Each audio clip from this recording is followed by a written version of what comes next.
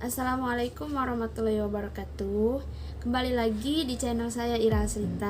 Di sini saya akan membuat video tentang analisis jurnal PAUD.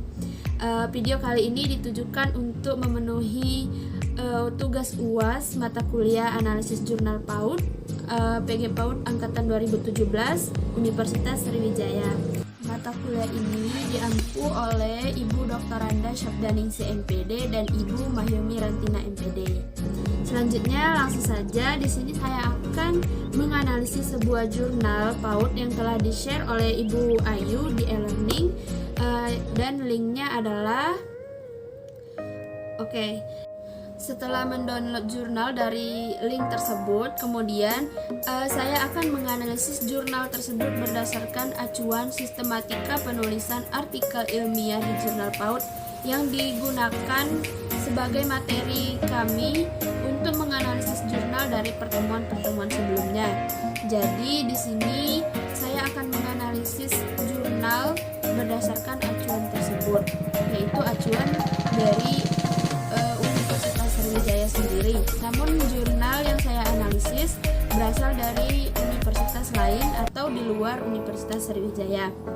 Jadi di sini saya mengambil salah satu link yang telah diberikan dan saya mengambil link yang nomor 3, yaitu jurnal obsesi. Setelah di-download, ini adalah tampilan dari jurnal tersebut, volume 3 issue 1 tahun 2019 halaman 39 sampai 54. Jurnal Obsesi, Jurnal Pendidikan Anak Usia Dini. Jurnal ini berjudul Pendidikan Karakter Anak Usia Dini melalui sastra klasik fabel versi daring. Baiklah, langsung saja kita akan menganalisis jurnal tersebut mulai dari judul jurnal ini. Jadi judul atau title adalah nama dari suatu makalah atau artikel tersebut. Kemudian judul memuat sedikit kata-kata tetapi menjelaskan isi dari artikel. Dalam menganalisis jurnal ini, kita perlu memenuhi beberapa pertanyaan-pertanyaan mengenai judul tersebut. Yang pertama, apakah judul artikel telah mencerminkan isi artikel secara keseluruhan? Mari kita lihat langsung. Judul dari jurnal ini adalah Pendidikan Karakter Anak Usia Dini melalui sastra klasik fabel versi daring. Nah, apakah judul artikel telah mencerminkan isi artikel secara keseluruhan?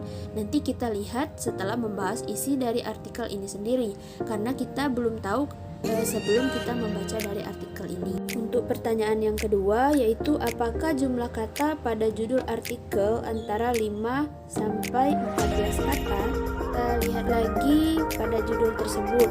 Terdapat berapa kata? Yang pertama, pendidikan, karakter, anak, usia, dini, melalui sastra klasik fabel versi daring. Terdapat 11 kata, yakni melebihi 5 kata dan tidak lebih dari 14 kata. Pertanyaan yang ketiga yaitu apakah penulis menghindari kata-kata klis, misalnya studi tentang, dalam membuat judul? Jadi pada judul ini tidak ada kata-kata klis, di mana judul ditulis singkat, padat, tidak ada singkatan dan rumus, memberikan gambaran mengenai persoalan yang diteliti, serta membuat variabel-variabel yang berhubungan antara variabel yang terkait. Jadi tidak ada kata klis dalam judul jurnal ini. Setelah selesai dari judul karena sudah sesuai dengan sistematika, kita lanjut ke penulis atau author. Jadi penulis ini adalah orang yang bertanggung jawab pada isi artikel, dan penulis bisa lebih dari satu orang. Kemudian setiap hasil penelitian yang akan dipublikasikan harus disetujui oleh semua orang yang terlibat dalam pelaksanaannya. Misal, pembimbing harus mengetahui hasil penelitian yang akan dipublikasikan jika lulusan program studi akan mempublikasikannya. Kemudian urutan nama penulis dibicarakan dalam tim. Untuk penulis ini hanya ada satu pertanyaan. Apakah nama penulis telah ditulis tanpa gelar? Oke, kita langsung saja lihat di jurnalnya. Penulis di sini adalah Juanda. Di sini tidak ada gelar dalam awal ataupun akhir nama tersebut, dan kemudian kemungkinan Juanda ini adalah nama lengkap dari penulis tersebut. Berarti sudah memenuhi sistematika atau acuan dari penulisan karya ilmiah. Oke, kita lanjut ke korespondensi atau affiliation. Nah, korespondensi ini adalah media komunikasi antara penulis dan pembaca. Dari pertanyaan untuk korespondensi ini, yang pertama, apakah nama penulis dilengkapi dengan alamat korespondensi seperti alamat email? Langsung kita lihat dari jurnal yang terkait tentang korespondensi. Ini adalah korespondensi dari jurnal tersebut. Sudah dilengkapi alamat prodi, yaitu Program Studi Bahasa Indonesia. Kemudian fakultas dan universitas penulis, yaitu Fakultas Bahasa dan Sastra Universitas Negeri Makassar. Namun tidak ada alamat email yang bisa dihubungi baik penulis maupun lembaga dalam korespondensi ini untuk menghubungkan pembaca dengan penulis melalui media elektronik. Jadi saya memberikan saran untuk pembuat jurnal dapat disertakan email sehingga pembaca bisa menghubungi penulis secara elektronik. Kemudian pertanyaan yang kedua untuk korespondensi adalah apakah nama penulis telah disertai dengan nama lembaga, tempat kerja atau tempat penelitian dilakukan. Oke, kita lihat langsung dari korespondensi ini sudah disertai nama lembaga dari asal penulis tersebut, yaitu Program Studi Bahasa dan Sastra Indonesia, Fakultas Bahasa dan Sastra Universitas Negeri Makassar. Jadi untuk pertanyaan kedua ini sudah sesuai dengan sistematika dalam acuan tersebut. Lanjut lagi ke pertanyaan ketiga, yaitu apakah lembaga tersebut telah dilengkapi dengan alamat korespondensi? Jawabannya adalah tidak, karena alamat dari lembaga korespondensi si penulis ini tidak disertakan alamat email baik online ataupun alamat secara offline, sehingga kurang memenuhi acuan sistematika penulisan karya ilmiah bagian korespondensi, yaitu penyertaan alamat dari korespondensi, sehingga perlu ditambahkan agar lebih memenuhi sesuai dengan sistematika dari penulisan korespondensi. Oke, lanjut lagi ke bagian penulisan karya ilmiah yang selanjutnya, yaitu abstrak. Nah, abstrak ini merupakan ulasan singkat yang menjelaskan seluruh isi tulisan, yaitu latar belakang, pendekatan atau metode, hasil, dan simpulan penting. Abstrak ini dapat dibaca secara mandiri oleh pembaca. Kemudian abstrak terdiri dari satu paragraf, umumnya maksimum 200 kata. Dalam abstrak ini tidak ada singkatan, kutipan, tabel, gambar, maupun merek dagang.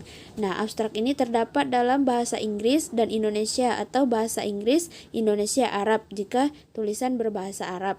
Kemudian tujuan dari abstrak ini adalah untuk menyediakan informasi kepada pembaca untuk mengambil keputusan apakah dia perlu membaca atau tidak keseluruhan isi artikel. Ada beberapa pertanyaan dalam abstrak ini yang perlu kita penuhi. Pertanyaan pertama yaitu apakah abstrak telah berisi paparan singkat tentang tujuan? Kita lihat pada abstrak karya tulis ilmiah ini terdapat tujuan dari penelitian ini, yaitu untuk mengeksplorasi nilai-nilai karakter dalam fabel media daring di Indonesia.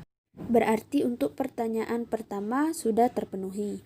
Kemudian lanjut ke pertanyaan kedua, apakah abstrak telah berisi paparan singkat tentang metode yang dilakukan?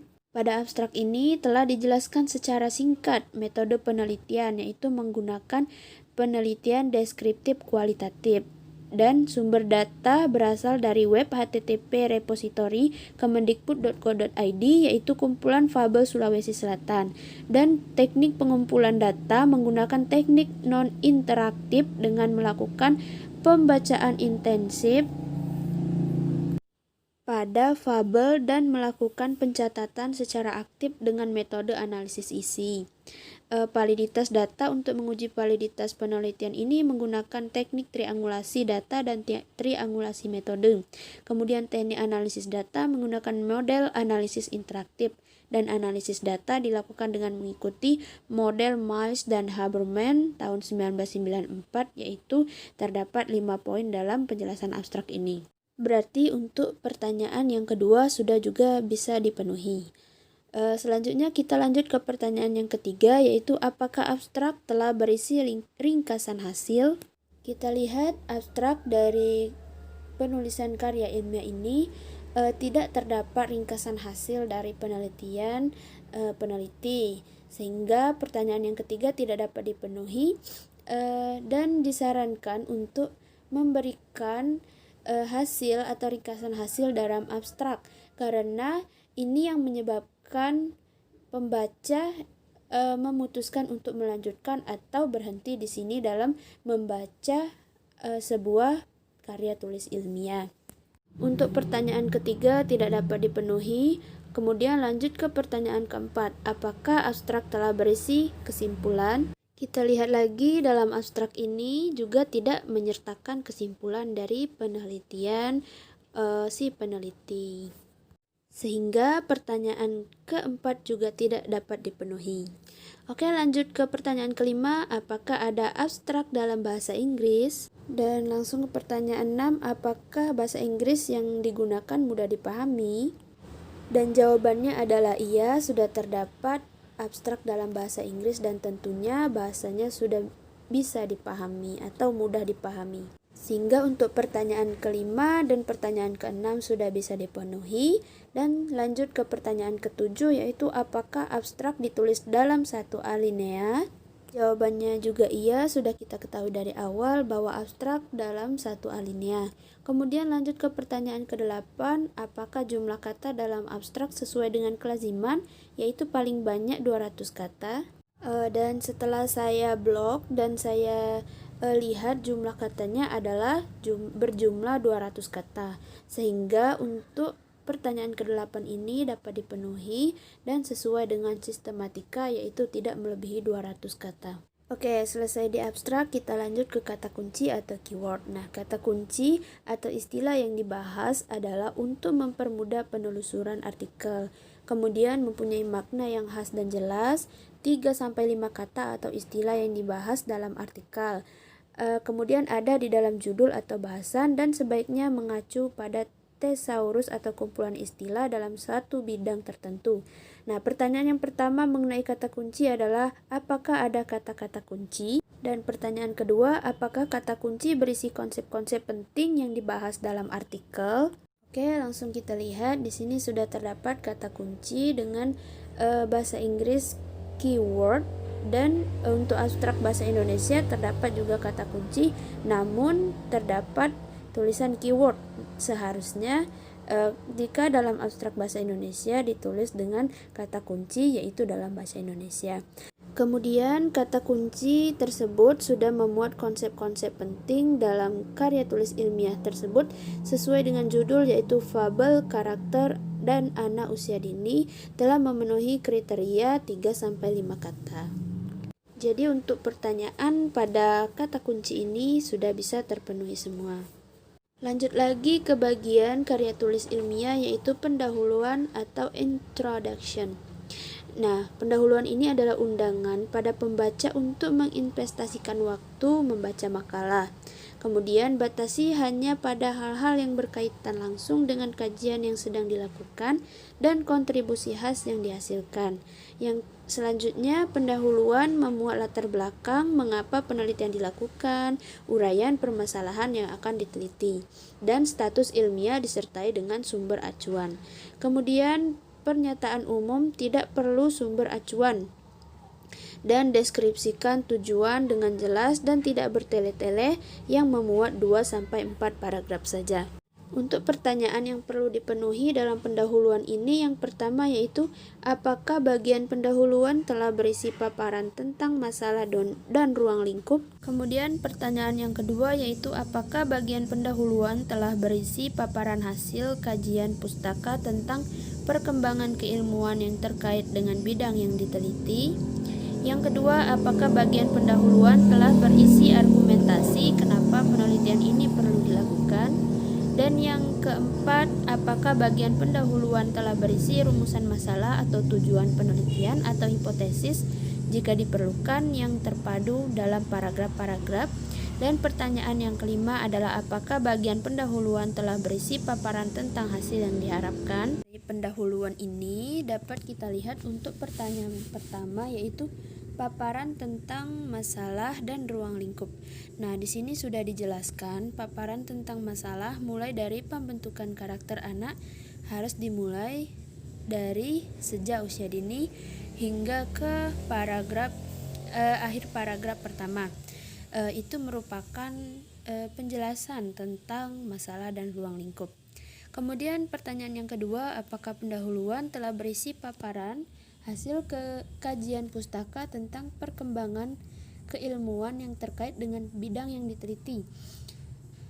Nah, di sini sudah dijelaskan mengenai penelitian relevan mulai dari paragraf kedua hingga paragraf yang kedua terakhir.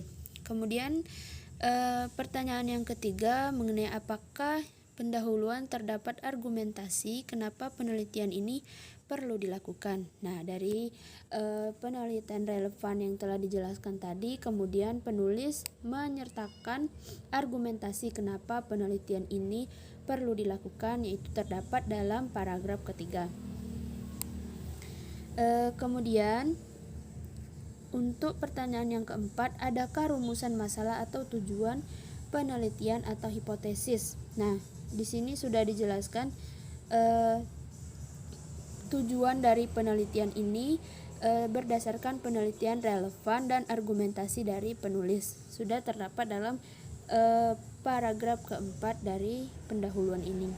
Kemudian untuk pertanyaan yang kelima, paparan tentang hasil yang diharapkan.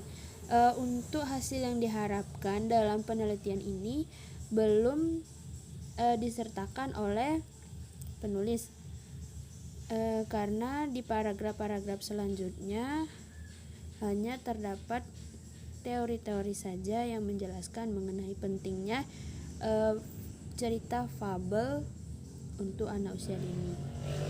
Selanjutnya pembahasan mengenai bagian bahan dan metode atau materials and method, yaitu uraian terperinci sehingga keberulangannya dapat dijamin.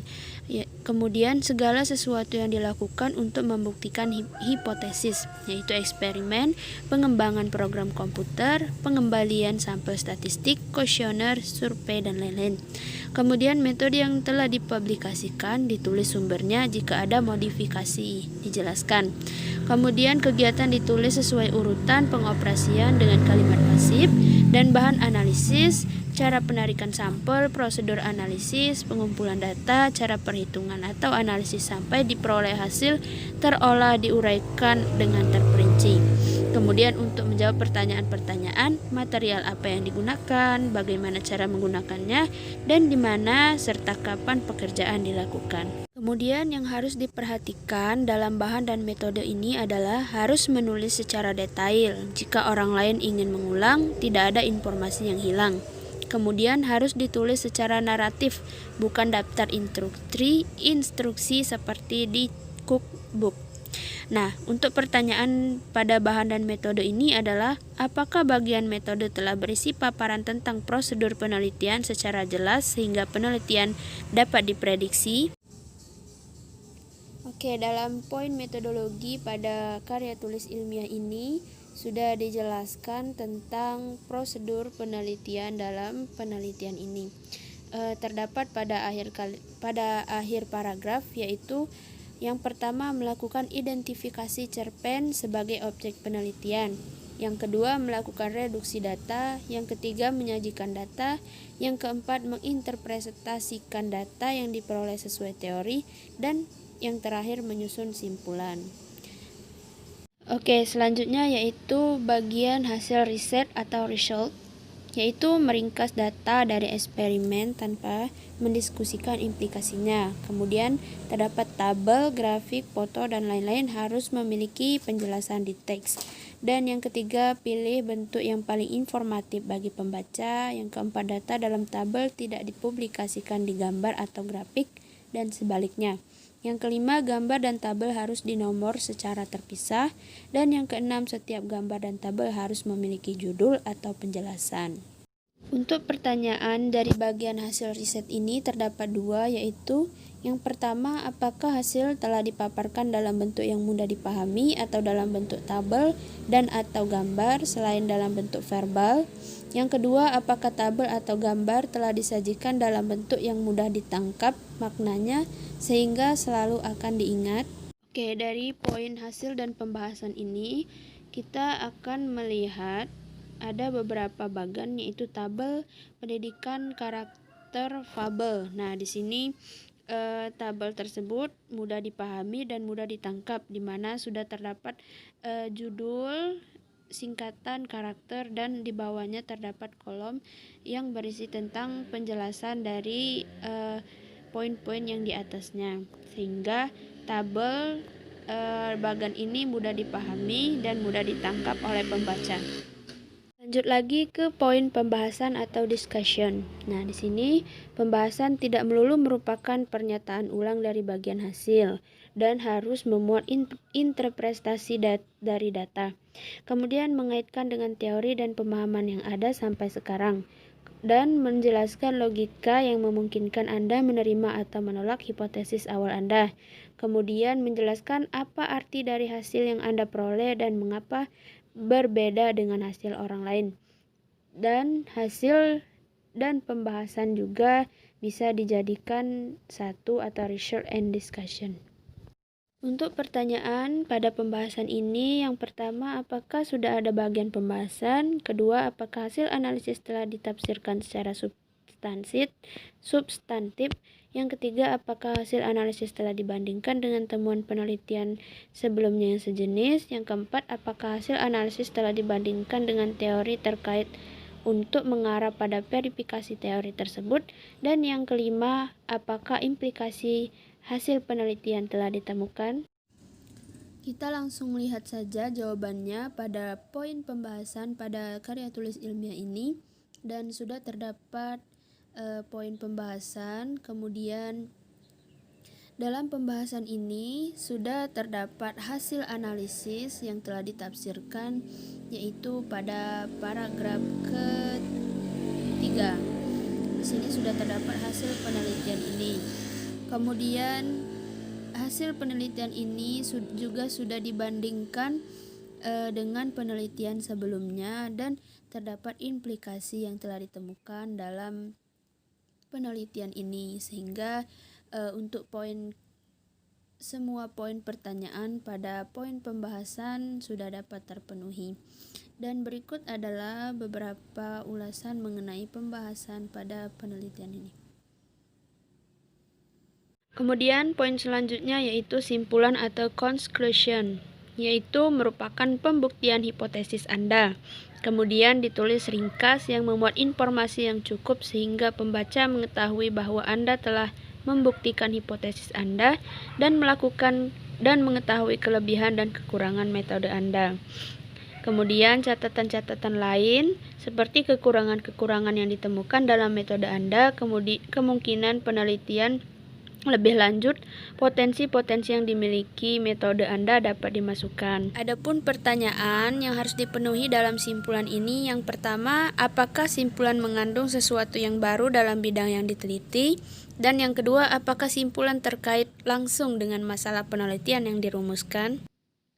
Oke, kita lihat langsung di poin kesimpulan ini. Pada kesimpulan telah disebutkan mengenai sesuatu yang baru tentang hasil dari penelitian tersebut. di mana telah ditemukan karakter-karakter dalam kelima fabel yang beragam. Kemudian kesimpulan ini juga terkait dengan masalah langsung di mana peneliti ingin mengeksplorasi nilai-nilai karakter yang terdapat dalam fabel media daring di Indonesia. Sudah dijelaskan dalam kesimpulan tersebut.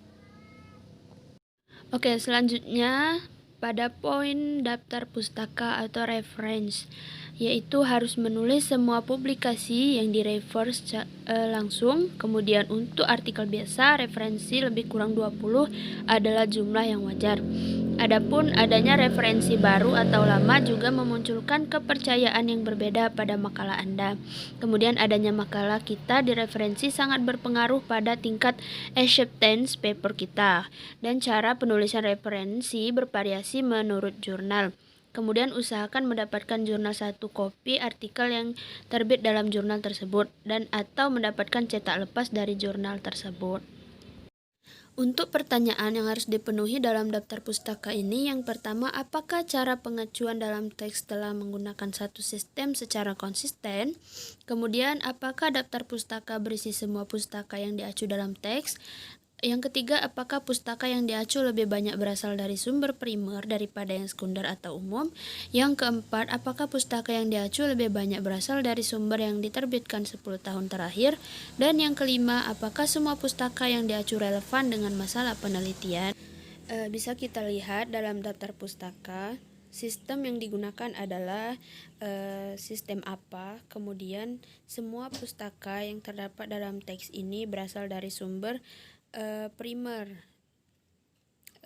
Kemudian ada yang berasal lebih dari 10 tahun. Ini merupakan kekurangan dari daftar pustaka ini, yaitu terdapat sumber yang sudah lama sekali, yang telah lebih dari 10 tahun terakhir. Kemudian daftar pustaka ini relevan dengan penelitian yang dilakukan oleh peneliti. Baiklah, itu saja video saya tentang analisis sebuah jurnal PAUD. Semoga bisa bermanfaat. Dan saya akhiri, wassalamualaikum warahmatullahi wabarakatuh.